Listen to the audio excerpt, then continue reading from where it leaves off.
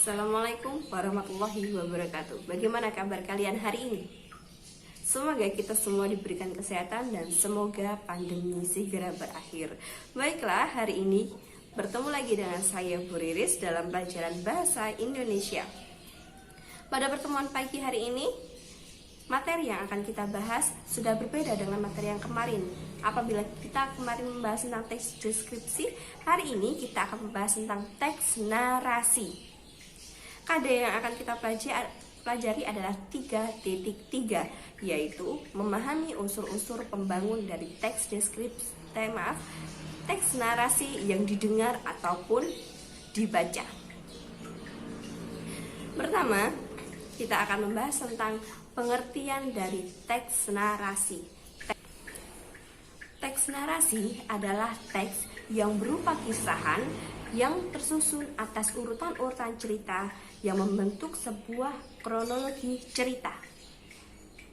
Kemudian, apa perbedaan dari teks deskripsi dan teks narasi?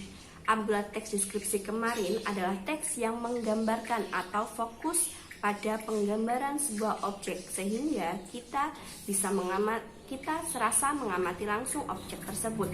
Sedangkan teks narasi, ketika kita mendengarkan, kita akan terimajinasi atau terbayangkan tentang urutan-urutan dari cerita atau kronologi dari cerita. Setelah pengertian, yang akan kita bahas adalah ciri-ciri teks narasi. Yang pertama, ada teks narasi mempunyai 3 unsur pokok, yaitu tokoh, waktu, dan peristiwa. Sebuah teks narasi tidak akan terbentuk tanpa adanya tokoh, tanpa ada waktu terjadinya cerita, dan tidak mungkin tanpa adanya peristiwa atau hal yang terjadi. Kemudian yang kedua adalah teks narasi bersifat fiksi dan non-fiksi. Fiksi adalah teks karangan manusia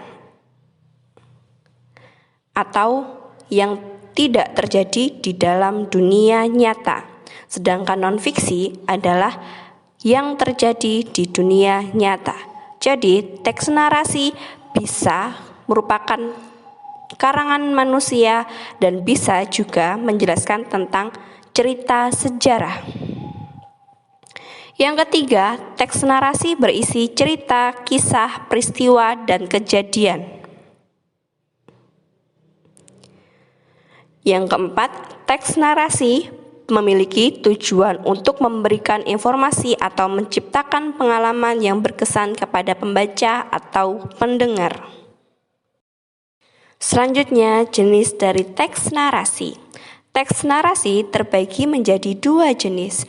Yang pertama ada teks narasi ekspositorik dan teks narasi sugestif.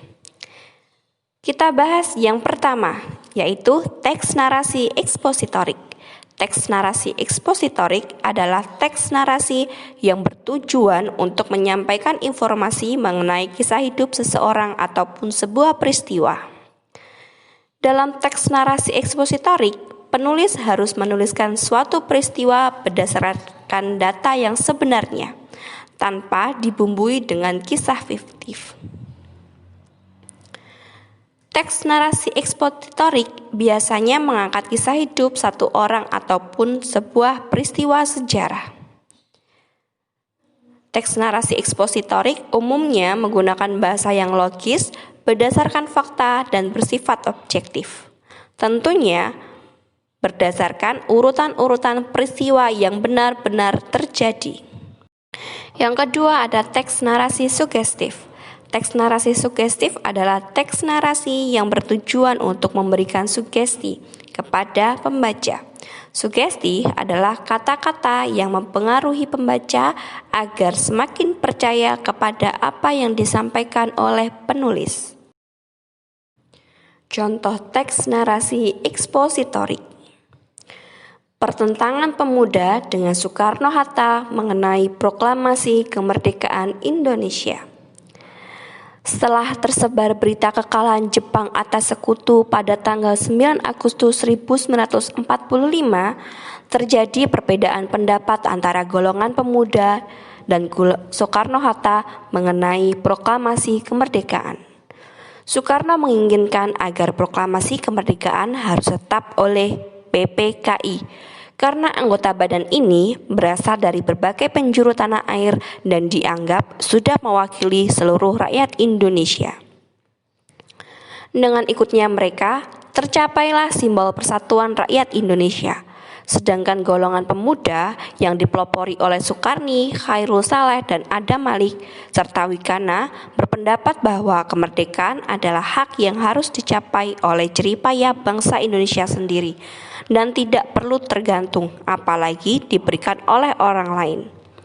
Oleh karena itu, segala hubungan dan janji kemerdekaan dari Jepang harus dilepaskan. Perbedaan pendapat ini melahirkan peristiwa Rengas Dengklok yang merupakan usaha pengamanan Soekarno-Hatta. Contoh teks narasi sugestif, sepasang penyihir. Di suatu desa yang damai, hiduplah dua saudari kembar yang mempunyai kekuatan sihir. Mereka ialah Pino dan Pina. Walaupun mereka saudara kembar, sifat keduanya sangatlah berbeda. Pino mempunyai sifat sangat sombong serta Pina mempunyai sifat yang baik hati. Pino mempunyai keistimewaan menguasai ilmu sihir lebih tinggi dibandingkan Pina, sehingga ia suka memamerkan kemampuannya dengan kata-kata yang sombong. Pina ialah kakak dari Pino. Ia selalu melarang adiknya untuk memamerkan kekuatan ini kepada teman-temannya atau menggunakan sihir dengan sembarang tempat. Akan tetapi, Pino selalu saja membantah dan berpikir bahwa Pina iri dengan kemampuannya.